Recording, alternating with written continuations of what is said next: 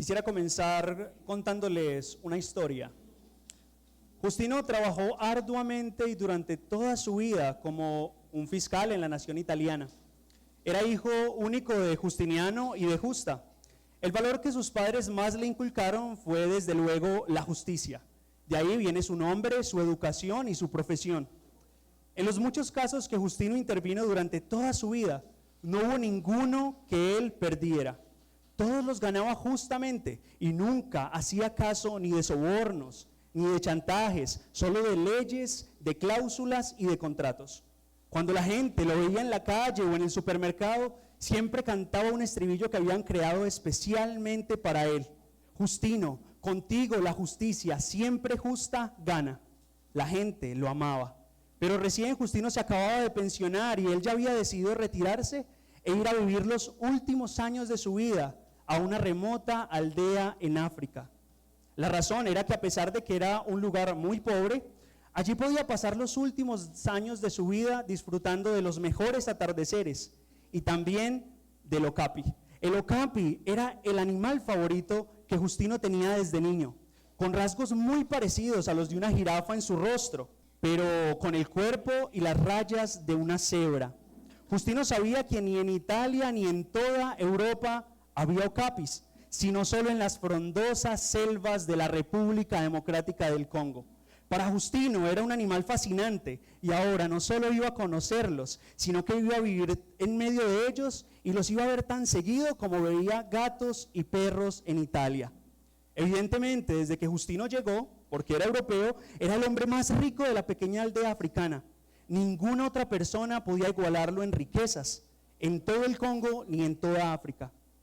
Un día Justino conoció a un joven africano llamado Amari, quien se ganó su aprecio y su confianza. Un día Amari le dijo que necesitaba un préstamo muy grande para un negocio que le habían propuesto unos extranjeros que habían llegado a la aldea. Justino confiaba en Amari y no le hizo muchas preguntas, le prestó el dinero.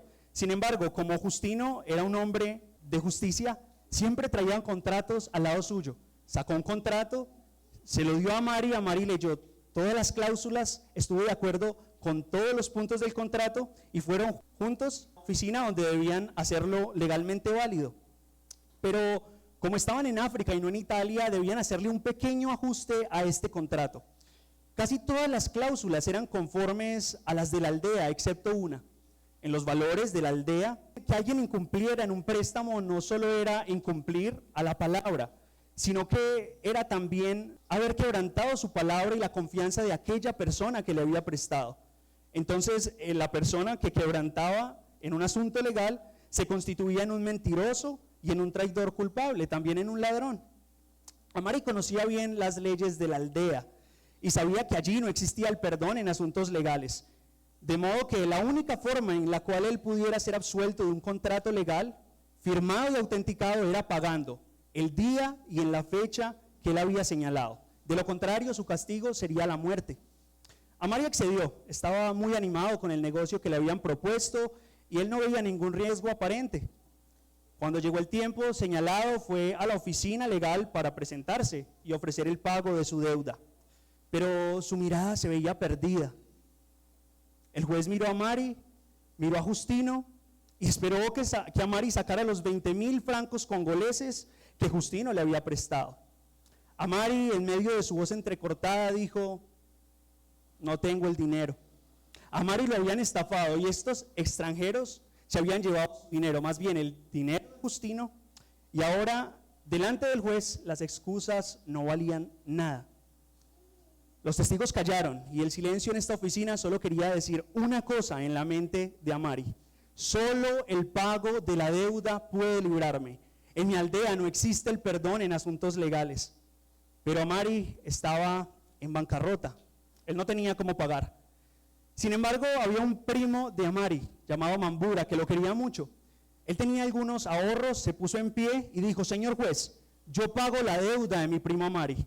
Acto seguido, Mambura sacó 20,000 francos congoleses en billete común y los puso encima de la mesa. 20,000 francos congoleses para un campesino era una semana de trabajo. Lo sorprendente es que antes de que se pronunciara cualquier palabra, Amari todavía estaba empalidecido y el juez no dejaba de mirar el contrato. El semblante de Amari no había cambiado para nada.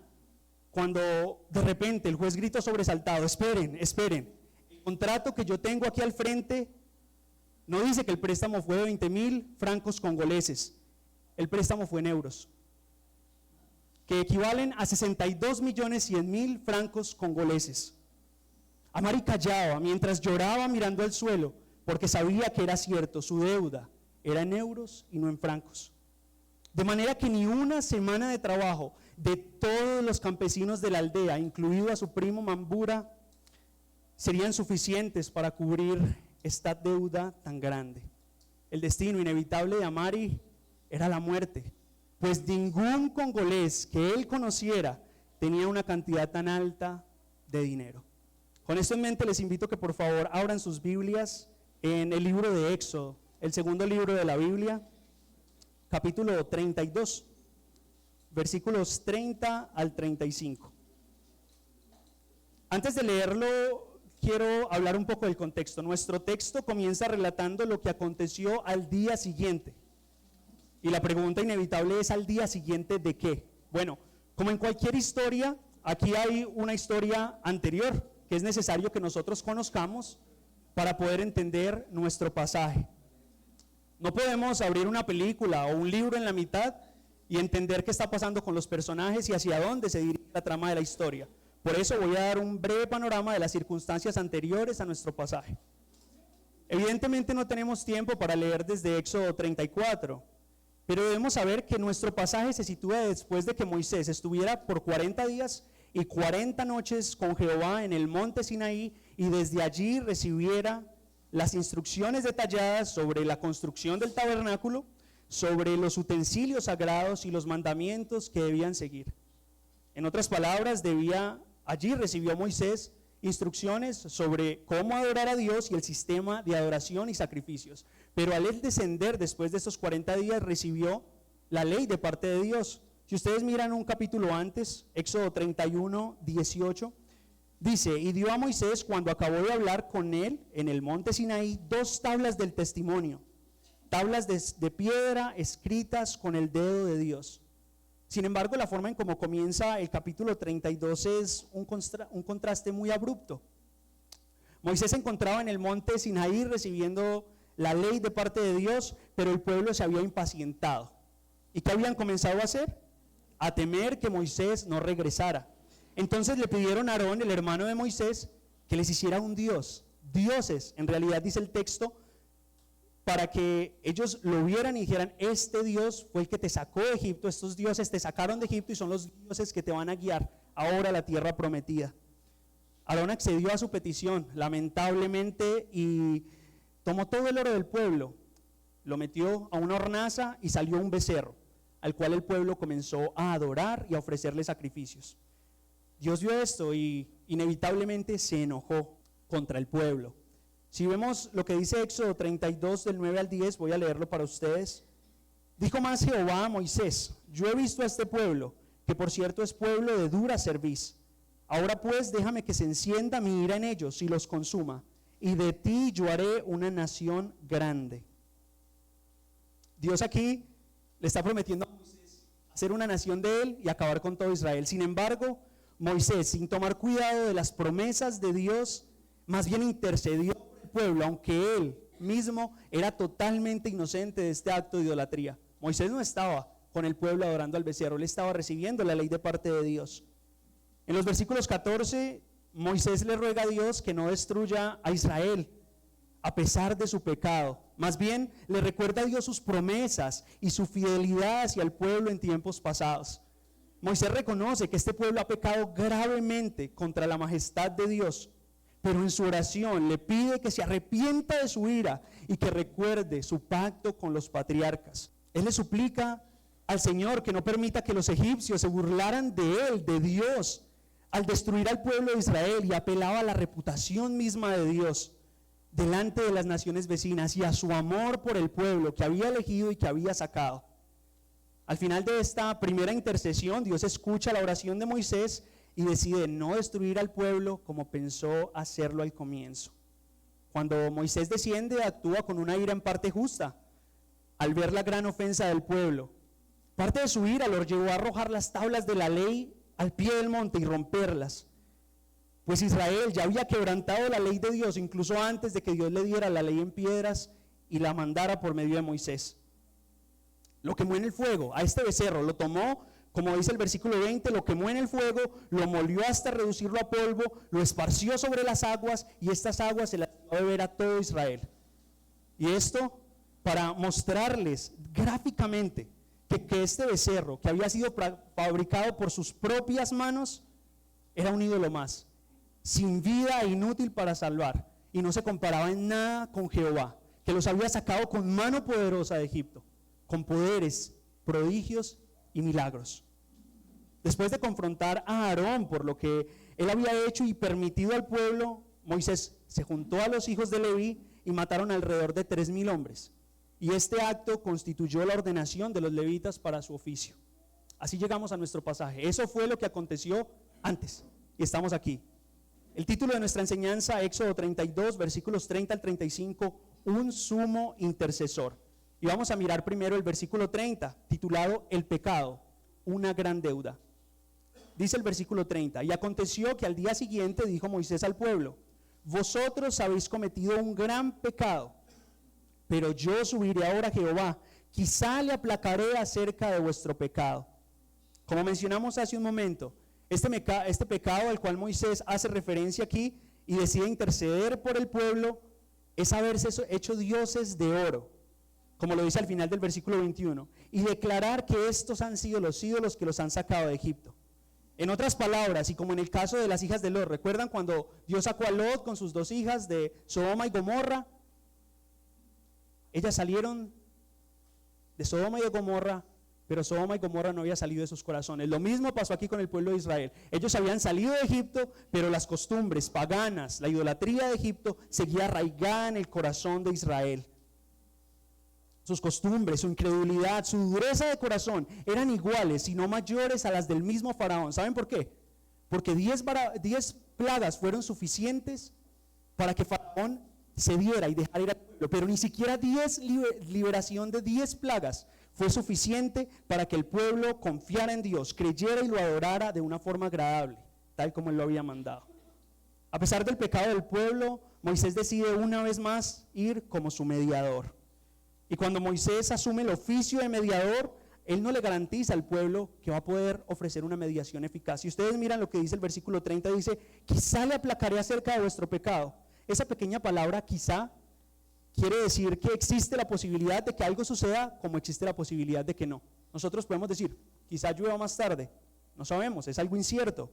Así, aunque la intercesión de Moisés hasta ahora había sido aceptada delante de Dios, Moisés no podía asegurar que sería así esta vez.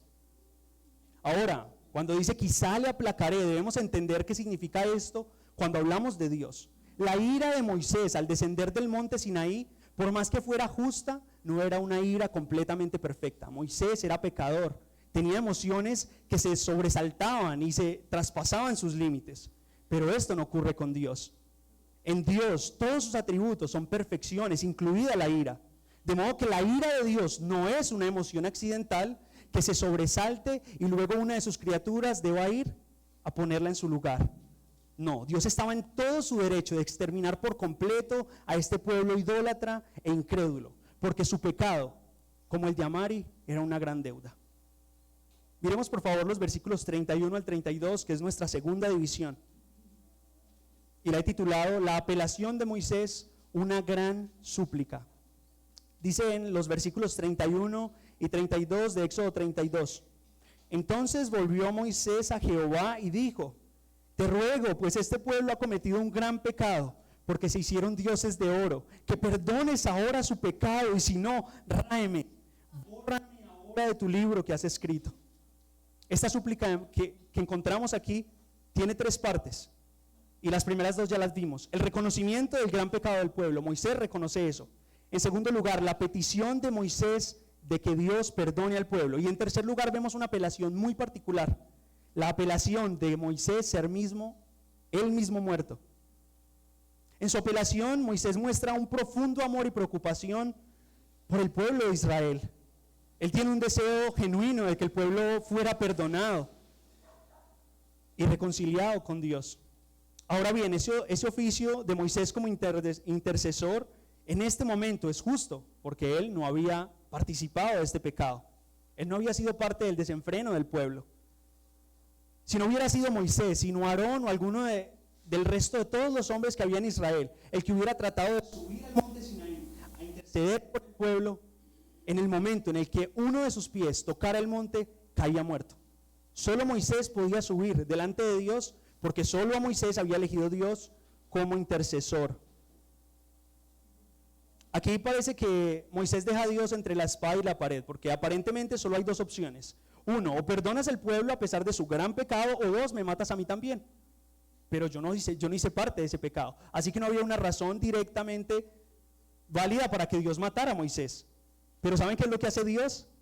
A este pedido de Moisés de ráeme ahora de tu libro que has escrito, si no perdonas a tu pueblo, Dios parece ignorarlo. Moisés le dice a Dios en una humilde disposición que él estaría dispuesto a ser excluido del libro de Dios, es decir, a ser separado de la comunión y la bendición de Dios, si eso significaba que el pueblo fuera perdonado y restaurado. Ese es el amor de este gran intercesor llamado Moisés. El lenguaje de esta súplica de Moisés es un lenguaje que también vemos en el Nuevo Testamento. Si ustedes leen Romanos 9, no voy a leer todo el pasaje, pero voy a leer una parte de Romanos 9. Allí dice Pablo: tengo gran tristeza y continuo dolor en mi corazón, porque deseara yo mismo ser anatema, separado de Cristo, por amor a mis hermanos, que son mis parientes según la carne, que son israelitas. El dolor de Pablo por este pueblo apóstata que había rechazado al Mesías y se había separado de Dios, ese deseo de él era él ser el mismo separado de Dios, maldito, excomulgado de la comunión con Cristo, si por ventura así todo Israel se rendía a los pies de Dios. Esto es lo que Moisés le dice a Dios: perdónalos a ellos, mátame a mí, con tal que preserves a tu pueblo y cumplas con ellos las promesas que ha hecho. Bórrame a mí de tu libro, con tal que Israel siga inscrito allí. Y estas son las mismas palabras que muchos de ustedes, que yo, hemos dicho a Dios en oración, con ríos de lágrimas corriendo en nuestros ojos al ver la dureza de corazón de nuestros familiares, de nuestros amigos. Le decimos a Dios: Dios, sálvalos a ellos, deséchame a mí, que mis hermanos, mis padres, mis hijos, tíos, primos, abuelos, amigos, no conozcan tu ira. Te lo suplico, sálvalos, rescátalos, perdónalos, llévalos al cielo, muéstrales la hermosura y el valor de Cristo. Llévalos seguros a tu presencia, donde hay plenitud de gozo, a tu diestra, donde hay delicias para siempre. Aun si eso implica que el amor, la misericordia, la gracia, la bondad y el perdón que yo he visto de ti hacia mí, sea para ellos. Si no hay una morada más en los cielos, sino la mía, que sea para ellos. Que la ocupe mi hermano, que la habite mi esposo o mi esposa que aún no te conoce. Que sean ellos quienes canten con las huestes celestiales: ya pertenezco a Cristo, Él pertenece a mí, incluso si yo no lo canto. Esto mismo fue lo que entre líneas Mambura quiso hacer por su primo Amari. Tal vez esos 20,000 francos congoleses eran lo único que Mambura tenía, pero quiso renunciar a lo que era suyo para salvar y para interceder por alguien a quien amaba. Pero ¿recuerdan cómo terminó esta historia? Las buenas intenciones de Mambura no bastaron. Simplemente lo que él tenía para ofrecer delante del juez y de Justino no era suficiente. Era una deuda impagable para cualquier congolés. Hasta ahora entonces hemos considerado un gran pecado en el versículo 30. Hemos visto una gran súplica en los versículos 31 al 32 y ahora quiero que miremos un gran castigo, que es la parte final de nuestro pasaje, versículos 33 al 35. Titulados La perfecta justicia de Dios, un gran castigo. Dice Éxodo 32, versículos 33 al 35. Y Jehová respondió a Moisés: al que pecare contra mí, a este raeré yo de mi libro. Ve pues ahora, lleva a este pueblo a donde te he dicho. He aquí mi ángel irá delante de ti, pero en el día del castigo yo castigaré en ellos su pecado. Y Jehová hirió al pueblo porque habían hecho el becerro que formó Aarón. Lo que Dios hace en respuesta a la petición de Moisés es declarar su perfecta justicia. diciendo: al que peque contra mí, a este voy a borrar yo de mi libro, y solo a este. El que pecó adorando el becerro, este será responsable por su pecado. Expresado más claramente, Dios le dijo a Moisés: lo siento, esta vez tu intercesión no será efectiva. Moisés, ve y dile al pueblo que la respuesta al quizá le aplacaré es un no. Mi ira no será aplacada esta vez por tu intercesión. En el día del castigo yo castigaré en ellos su pecado. Por tanto, ve con mi ángel para ejecutar mi justo juicio y derramar mi perfecta ira sobre todo rebelde. El castigo y la ira de Dios siempre son correspondientes al tamaño del pecado. Cada pecado es una deuda infinita, porque es una afrenta contra el Dios infinito que creó los cielos y la tierra, que lo creó a usted y que me creó a mí. Por tanto, así de grande debe ser su castigo. Aquí termina nuestro pasaje. Jehová hirió al pueblo por medio de su ángel. No se dan más detalles, no sabemos cuántos murieron, de qué forma Dios ejecutó su juicio, pero dos cosas sabemos. Uno, la deuda del pueblo con Dios por su idolatría y rebeldía fue pagada, pues los culpables fueron borrados del libro, es decir, murieron. Y por otra parte, también vimos que la intercesión de Moisés de morir no fue aceptada esta vez. Mambura debe hacernos pensar en Moisés, pues al igual que Moisés, él tuvo la intención de rescatar al culpable de la muerte inminente, incluso sabiendo que eso implicaba asumir él mismo el costo de su deuda. Eso fue lo que trató de hacer Moisés aquí por el pueblo. El problema es que no podía pagar en francos congoleses una deuda en euros. Ni el juez ni el justo Justino iban a aceptar tal pago. Simplemente era una deuda demasiado grande para Mambura, pero también era para Moisés una deuda demasiado grande la del pueblo. Su intento por interceder fue inútil, su pago era insuficiente. Pensando en el pecado de Israel en Éxodo 32, esta sí que es una deuda imposible de pagar. No es una deuda material, es una deuda espiritual, y ningún israelita, ni siquiera Moisés, el gran mediador, podía pagarla. No tenía una justicia perfecta en el banco de toda su vida, que era lo que Dios demandaba para reparar y satisfacer tan grande ofensa. Toda una rebelión cósmica contra el Dios que los había elegido y había mostrado en ellos su poder y sus maravillas. Lo maravilloso, amados hermanos, es que la Biblia no termina en Éxodo 32. Amados amigos, la historia de Dios con su pueblo no concluye en el monte Sinaí. Si nos detenemos aquí con Moisés y su intercesión ineficaz, nos quedamos con unas pésimas noticias que nos dejarán desesperados. Ciertamente Dios no aceptó la muerte de Moisés en lugar de su pueblo, pues esta deuda era impagable incluso para Moisés. Tampoco podía él simplemente hacerse el ojo gordo y perdonar al pueblo delante de su idolatría. Debía castigarlo, y aquí en nuestro pasaje vimos que Dios lo hizo. Aunque Moisés fue un gran mediador, él no podía estar seguro de interceder de manera eficaz por el pueblo, y como vemos aquí, su intercesión esta vez no fue aceptada. Pero las buenas y favorables noticias del Evangelio es que el Dios perfectamente santo, que demanda castigo y justicia para cada pecado, desde la eternidad diseñó un camino, y solo uno, para aceptar una mediación e intercesión, y al mismo tiempo mantenerse él completamente justo. Esto lo hizo en la cruz del Calvario, a fin de mostrar a sus criaturas todos sus atributos perfectos, en perfecta armonía, sin renunciar a una a expensas del otro. En la obra intercesora de Cristo al morir, vemos la justicia al lado de la misericordia divina. Vemos tanto su ira y santidad como su bondad y amor. Pensemos en la descripción que hice al comienzo de un animal particular, el okapi. Es un animal exótico que se parece mucho a una jirafa, pero también se parece mucho a una cebra. Pero de hecho no es ninguno de los dos animales.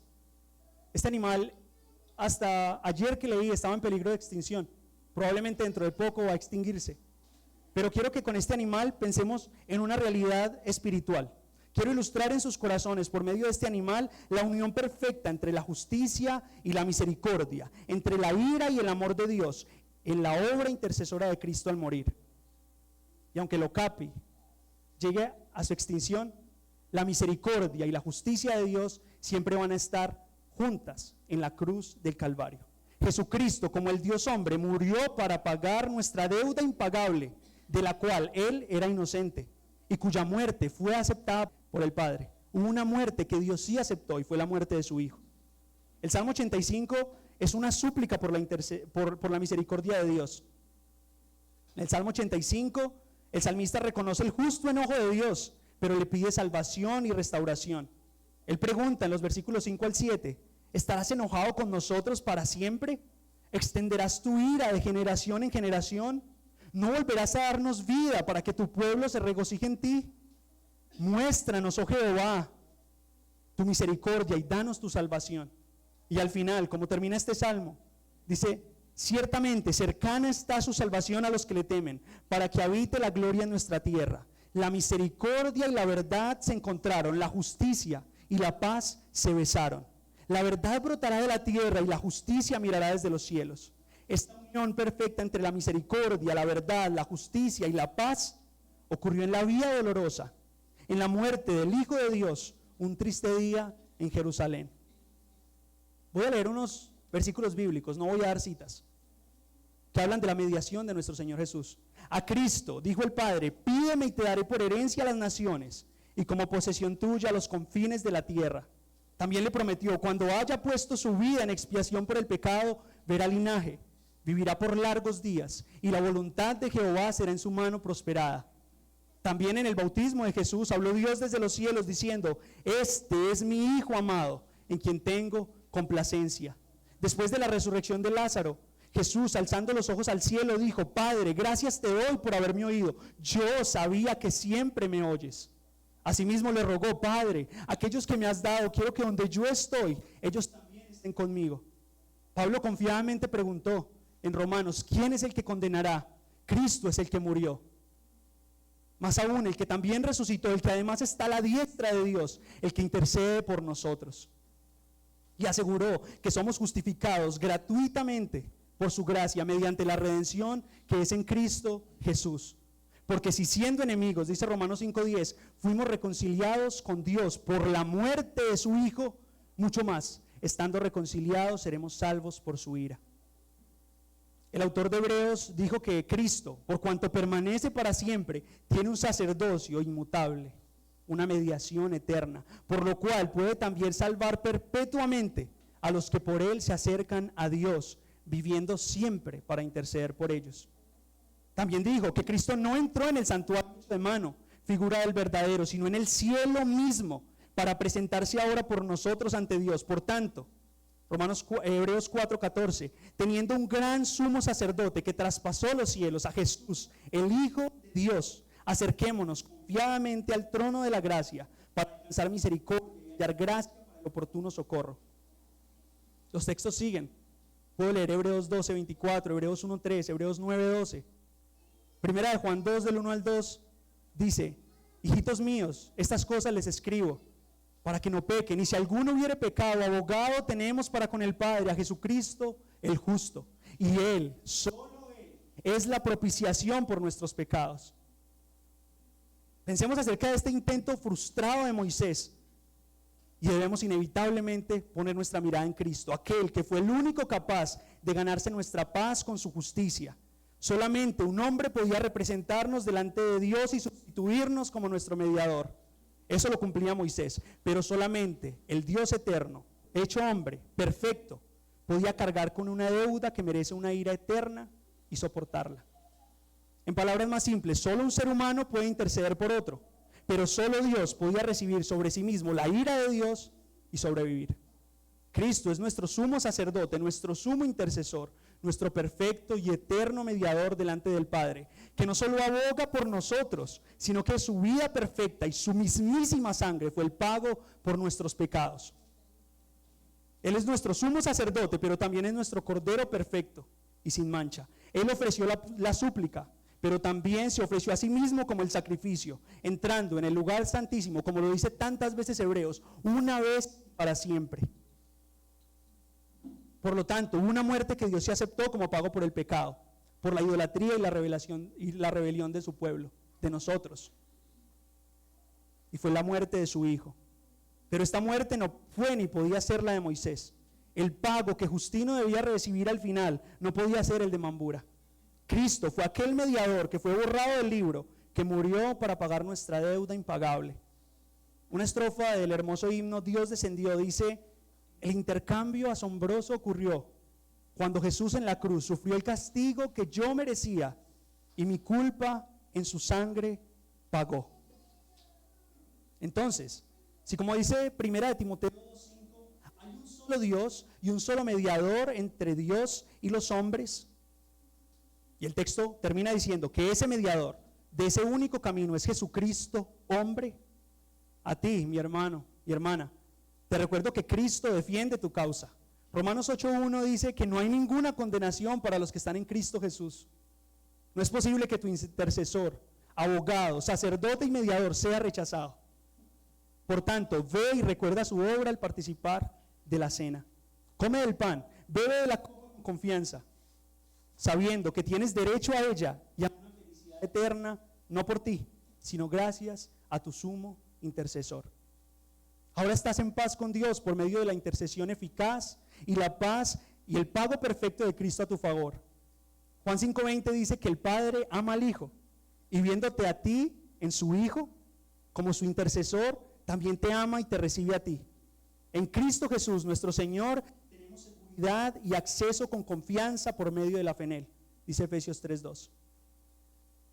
Y a las personas que nos acompañan y no han creído el Evangelio, sabe que no puedes presentarte delante de Dios con una deuda tan grande y ser justificado delante de su justicia, aparte de este único sumo intercesor que te ha sido presentado hoy. Pon tu fe en Él, pues solo su intercesión, sangre, vida, muerte perfectas son agradables delante del Padre.